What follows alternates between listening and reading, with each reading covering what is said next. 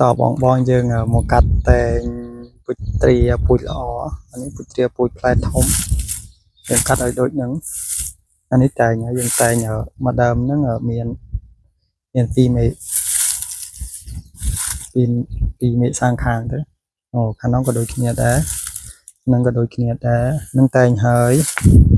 អានេះគឺយើងនៅមកដើមដែរយើងកាត់តែង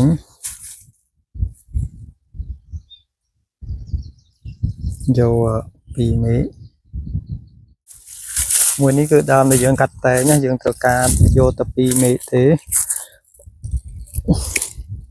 គឺកាត់នេះចោលអានេះគឺយើងកាត់ចោលដែរព្រោះមេទៅខាងហ្នឹងយើងអត់ចូលទេយើងយកមេត្រូវជួអញ្ចឹងយើងត្រូវទុកមេមួយនេះមេនេះធំជាងក៏យើងត្រូវកាត់ចោលដែរ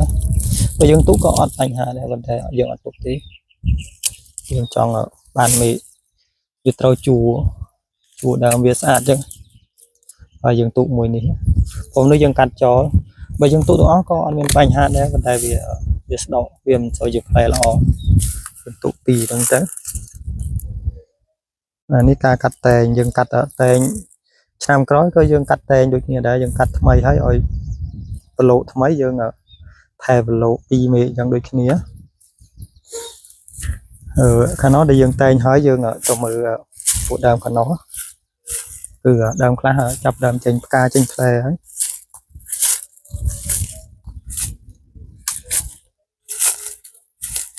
នេះចាប់ដើមចេញផ្កាខ្លះហើយ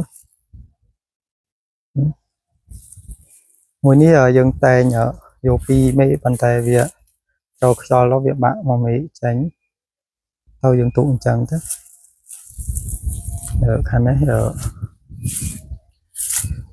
ចាប់ដើមលើសល្អប៉ុន្តែអត់ទាន់ចេញផ្កាទេ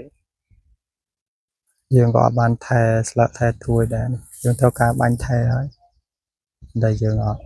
រកពេលអត់ទាន់បានទេគឺមកថែស្មៅ